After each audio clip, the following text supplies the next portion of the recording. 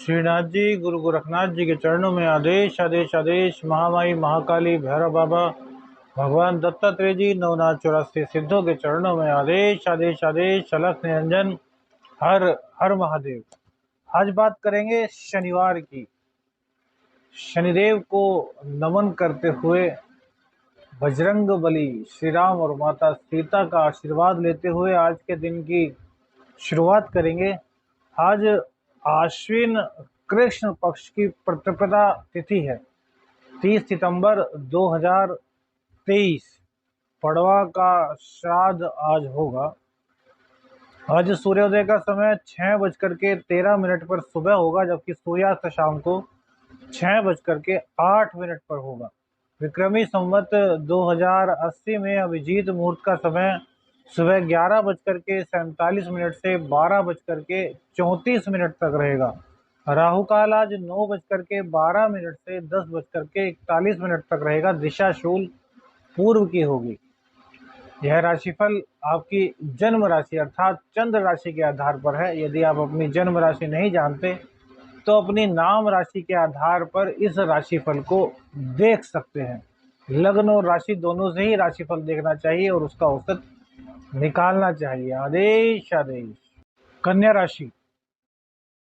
मंगल और सूर्य आपके लग्न में विराजमान रहेंगे। केतु देव आपके द्वितीय घर में, शनिदेव आपके षष्ठ भाव में, बृहस्पति और राहु अष्टम स्थान में, गुरु चंडाल दोष में अष्टम भाव में विराजमान है। शुक्र देव आपके 11वें भाव में और बुध देव जो कि अब राशि परिवर्तन के लिए तैयार हैं, आपके 12वें घर में आज विराजमान रहेंगे। चंद्रदेव मीन राशि में सप्तम भाव में विराजमान रहेंगे और बुध के नक्षत्र से इनका गोचर होगा। तो आइए जानते हैं क्या इसका शुभ फल आपके जीवन पर पड़ेगा ग्रह गोचर के अनुसार। भैया, चंद्रदेव मीन राशि में है। एकादशेश का सप्तम स्थान में बैठना हमारी नजर में बड़ा ही शुभ योग है। हालांकि जो सप्तमेश हैं आपके, वो राहु के साथ अष्टम स्थान में गए हैं, तो ये आम लोगों के लिए अच्छा नहीं कहा जा सकता। आम लोग मतलब दाम्पत्य के लिए, जो एक आम जन जीवन है उसके दाम्पत्य के लिए यह सही नहीं कहा जा सकता कि कहीं ना कहीं मतभेद, कहीं ना कहीं रोग, इस तरह की कुछ आशंकाएं बनी रहेंगी। अब चंद्रदेव चंचल है, तो कभी आपकी लड़ाई, कभी आपका प्यार, कभी आपका रोमांस, तो कभी आपका झगड़ा, इस तरह की बातें आपके प्रेम संबंधों में आज देखने को मिलेंगी, क्योंकि चंद्रदेव गुरुदेव की ओर ही अग्रसर हो रहे हैं। जाहिर सी बात है, अब मेष राशि में उनका गोचर होने ही वाला है। तो आज पूरे दिन आपको इसी तरह की चीजें होंगी। कभी गुस्सा अर्थात खटपट दाम्पत्य जीवन में सबसे पहली बात आपके रहने वाली है। अब बात करते हैं किसकी, तो बात धन की। तो इनकम भाव भैया यहाँ पर प्रभावित नहीं हो रहा। इसके एक नहीं 3 कारण होंगे, वो आप तीनों कारण बताऊंगा, तो शायद ही आपको कोई और बता पाए।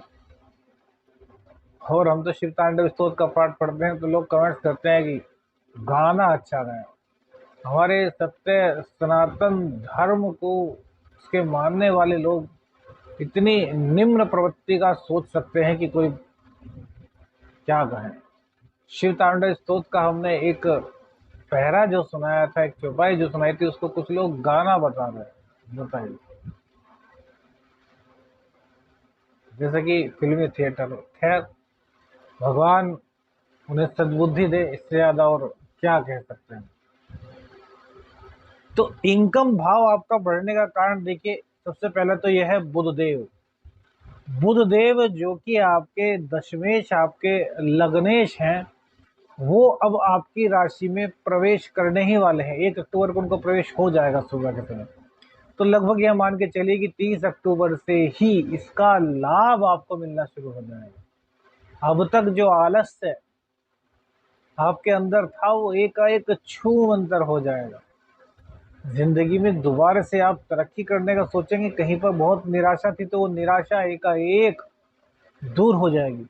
क्योंकि जिस प्रकार से राहु देव आकस्मिक रूप से कार्य करते हैं, उसी प्रकार से बुध देव तुरंत कार्य करते हैं और अपना उच्च राशि में अर्थात आपकी राशि में बुध देव का आना आपके लग्न को जहां विलक्षण बनाएगा। देखना है बुध की उच्च राशि में प्रवेश, इसकी एक वीडियो बनाएंगे सभी राशियों पर, तो कन्या राशि की अलग से बनाएंगे। कन्या राशि वालों को बड़ा प्रेम मिलता है, इसलिए बड़ा मन प्रसन्न होता है कि आप लोगों के बारे में हमेशा से कुछ विशेष आपको बताया जाए और बताते चले आ रहे हैं। आप लोगों का आशीर्वाद बना रहे कि हम इस काबिल रहें कि बनाते रहें। तो बुध देव सबसे पहले तो आपके लग्न को बहुत मजबूत कर देंगे। दूसरी बात, सप्तम पर इनकी दृष्टि डलेगी, मीन राशि पर। तो भैया सप्तम भाव को भी ये खराब नहीं होने देंगे। जिन लोगों के जीवन में दाम्पत्य को लेकर के दिक्कतें चल रही थी, वो अब थोड़ी थोड़ी करके कम होंगी। दाम्पत्य जीवन को मधुर बनाने का प्रयास होगा। बुद्धि चातुर्य का पूरा सहयोग मिलेगा। डेली इनकम में आपकी वृद्धि होने वाली है। दशम भाव आपका बढ़ रहा है, तो दशम भाव के बढ़ने के कारण कार्य क्षेत्र में विस्तार होगा। तो कार्य क्षेत्र में विस्तार के कारण ही आपकी इनकम भी बढ़ेगी। क्यों? चंद्रदेव वहां पर विराजमान है और एकादशेश है। एकादशेश और सप्तमेश का संबंध अर्थात जीवन साथी की सलाह से भी आपका व्यापार बढ़ेगा। जीवन साथी मीन राशि यहाँ पर है, गुरुदेव की राशि है, ज्ञान की राशि है। तो आपके जीवन साथी को आप कमजोर मत समझिए, अपने से कम बुद्धि वाला मत समझिए। हो सकता है वो आपसे ज्यादा बुद्धिमान हो। उनकी सलाह अब अवश्य लेनी शुरू कर दीजिए, क्योंकि वो आपके जीवन में बहुत तरक्की कर सकते हैं। गुरुदेव का बुध देव का यह गोचर जो है बहुत कम दिनों के लिए है, लेकिन इसी में बुधदेव जो है जितना आप चाहें आपको दे सकते हैं, बस आप लेने वाले चाहिए। जीवन साथी की सलाह आप यदि मानते हैं तो काफी लाभ मिलेगा। हालांकि बृहस्पति देव के अष्टम स्थान में होने के कारण कुछ अनबन भी हो सकती है, तो सलाह लेनी अवश्य है और फिर उस पर विचार मंथन आपको करना है कि क्या जो उन्होंने सलाह दी है वो वास्तव में आपके लिए बहुत ज़्यादा कामयाब होने वाली स्थिति में है या नहीं। लेकिन सलाह अवश्य लेनी है, क्योंकि सप्तमेश को जगाना है और बृहस्पति देव अष्टम स्थान में बैठ करके आपके जीवन साथी के मुख से कुछ ऐसी बातें निकलवाएगी जो आप सोच भी नहीं सकते। अर्थात तो गुप्त ज्ञान, गुप्त चीजें आपको पता चलेंगी और उसका आपको आपके बिजनेस हो, चाहे नौकरी हो, चाहे आपका कोई भी कार्य क्षेत्र हो, उसमें लाभ मिलना ही मिलना है। एकादशेश का संबंध सप्तमेश से होने के कारण आपका साझेदारी में जो व्यापार है वो आपका बढ़ना है। हालांकि हल्का फुल्का अप डाउन रहेगा, कहीं कुछ मतभेद हो सकते हैं, कुछ थोड़ी सी गर्मी एक दूसरे के प्रति हो सकती है, लेकिन उससे व्यापार पे आपके कोई भी प्रतिकूल प्रभाव नहीं पड़ेगा। मंगल देव और सूर्य देव, अब देखिए बुध देव भी यहीं पर आ गए, तो सूर्य बुध का बुधादित्य योग भी 1 तारीख में 1 अक्टूबर को बन जाएगा और मंगल और बुध भी यहीं पर आ जाएंगे। तो क्या होगा, देखिए बुध देव पॉजिटिव करने की कोशिश करेंगे, सूर्य देव क्या है कि अहंकार पैदा करेंगे। तो अहंकार आपको अपने अंदर उत्पन्न नहीं होने देना, अहंकार किसी का भी नहीं रहता। मंगल देव गुस्सा लाएंगे, शीघ्र निर्णय लेने के लिए आपको प्रेरित करेंगे। आपको ऐसा नहीं करना। देखिए मंगल देव बुध की राशि में आ रहे हैं, तो अब मंगल आपका बुरा तो नहीं कर सकेंगे, क्योंकि बुध अपनी उच्च राशि में सोम आ रहे हैं। लेकिन बुध और मंगल मित्र नहीं है। बुध क्या है? बुद्धि, और मंगल क्या है? सेनापति, युवराज हैं। अब जब युवराज के घर में जब तक थे तब तक तो उनकी थोड़ी सी चली है, थोड़ी क्या काफी चली है, लेकिन अब वो अपने पिता के घर से अपने पिता के साथ ही अपने उच्च घर में, अपने घर में आ बैठे हैं। तो यहाँ सेनापति की नहीं चलने वाली। तो क्रोध, गुस्से के कारण जो दाम्पत्य जीवन खराब हो रहा था उसमें अब सुधार आज आपको देखने को मिलेगा। रोजाना की इनकम में अगर कहीं कोई निराशा थी, कोई अवरोध था, तो वह अवरोध अब दूर होगा। वहीं धन, शुक्र देव की कृपा से मिलेगा, क्योंकि आपके भाग्येश आपके एकादश भाव में बैठे हैं और एकादश भाव में बैठ कर के शुक्र आपको भाग्य, धन, धन संचय और विदेश, इन सब चीजों का पूरी तरीके से लाभ कराएंगे। अचानक से कई ऐसे काम बनेंगे आपके जो आप सोच भी नहीं सकते थे, कहीं से भी धन लाभ हो जाए, जिस भी फील्ड में है अचानक से जो आपकी मंथली इनकम है उससे ज़्यादा इनकम आपको कराएंगे।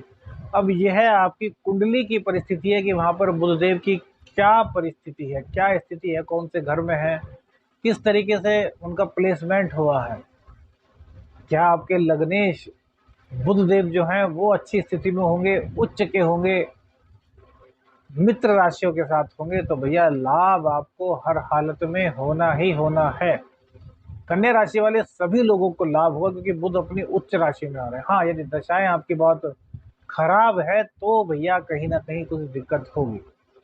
अब इसके अलावा शुक्रदेव पंचम भाव पर देखेंगे तो बच्चों का पढ़ाई में मन लगेगा, बच्चे अपना फोकस अपनी शिक्षा पर कर पाएंगे, हर तरीके से उनके लिए सीखना समझना जो है वो आज अन्य दिनों की अपेक्षा थोड़ा आसान रहेगा।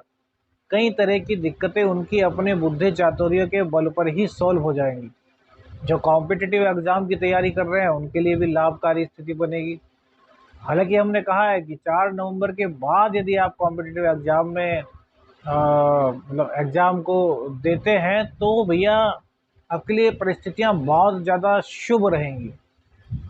लेकिन अभी भी स्थितियां कोई बुरी नहीं कह सकते अभी, क्योंकि शनिदेव जो है वो वक्री हैं, तो वक्री होने के कारण पंचम भाव का भी वो प्रभाव दे रहे हैं और सप्तम का भी प्रभाव दे रहे हैं। अष्टम पर उनकी दृष्टि है तो भाग्य भाव पर उनकी दृष्टि है। और भाग्य भाव कैसे हुआ? क्योंकि भाग्य के जो कारक होते हैं नैसर्गिक वो होते हैं बृहस्पति देव, तो राहु के साथ बैठे हैं और शनि की दृष्टि उन पर है। तो यहाँ थोड़ी सी दिक्कत महसूस हो रही है। लेकिन आप कहेंगे कि यार 4 नवंबर के बाद भी रहेगी, ठीक है रहेगी, लेकिन राहु का प्रभाव तो वहां से समाप्त होगा ना। तो भैया विष एक तो कम होगा और एक विष कम होने के कारण बृहस्पति देव भी अपनी पूरी पावर में आएंगे। हालांकि जून में जब बृहस्पति देव का परिवर्तन होगा तब स्थितियां काफी सुधरेंगी। आज की कुंडली आपके लिए बड़ी शुभ बनती है हर तरीके से। जॉब के लिए, प्राइवेट जॉब में कोई दिक्कत थी समाप्त, गवर्नमेंट जॉब में कोई दिक्कत थी वो समाप्त, हर तरीके से आपके लिए आज का राशिफल बहुत ही बेस्ट है।